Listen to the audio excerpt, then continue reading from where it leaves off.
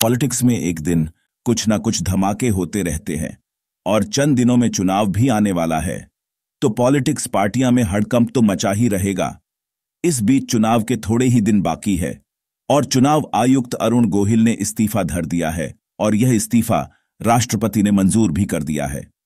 इसकी क्या वजह हो सकती है? हम आपको इसके बारे में 3 कारण बताने वाले हैं। यह कारण जानने के लिए वीडियो को अंत तक देखें। लोकसभा चुनाव की घोषणा होने में चंद दिन ही बाकी रह गए हैं, लेकिन लोकसभा चुनाव की तारीखों के ऐलान से पहले ही चुनाव आयुक्त अरुण गोयल ने इस्तीफा दे दिया। उनके इस्तीफे को राष्ट्रपति ने मंजूर कर लिया है। हालांकि चुनाव आयुक्त अरुण गोयल के पद छोड़ने की वजह साफ नहीं हो पाई है।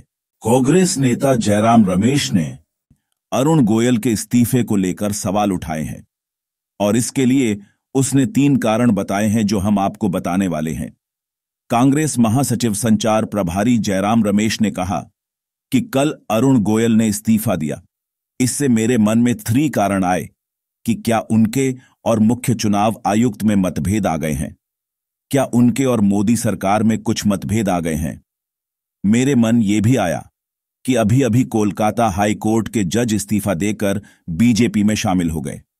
क्या इन्होंने भी बीजेपी की टिकट पर चुनाव लड़ने के लिए इस्तीफा दिया है?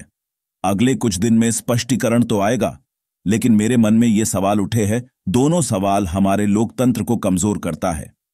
ये लोकतंत्र पर एक आक्रमण है। उन्होंने ये भी कहा कि पिछले 8 महीने से इंडिया गठबंधन की पार्टियां चुनाव आयोग से समय मांग रही हैं, क्योंकि हमारे देश में ईवीएम का मतलब इलेक्ट्रॉनिक वोटिंग मशीन नहीं बल्कि इलेक्ट्रॉनिक वोटिंग मैनिपुलेशन है। चुनाव आयोग हमें समय नहीं दे रहा है और हमसे मिलने के लिए इनकार कर रहा है। एक निष्पक्ष और संवैधानिक संस्था टाइम देने से इनकार कर रही है। इसे संस्था को निष्पक्ष होना चाहिए। दरअसल अरुण गोयल का कार्यकाल अभी 3 साल बचा था। उनका कार्यकाल साल 2027 में समाप्त होता। मौजूदा मुख्य चुनाव आयुक्त राजीव कुमार के रिटायरमेंट के बाद अगले साल फरवरी में अरुण गोयल मुख्य चुनाव आयुक्त बन सकते थे। अरुण गोयल पंजाब कैडर के 1985 बैच के आईएएस अधिकारी है, लेकिन साल 2022 में उन्होंने स्वैच्छिक सेवानिवृत्ति ले ली थी। इसी के एक दिन बाद उन्हें चुनाव आयुक्त नियुक्त किया गया था।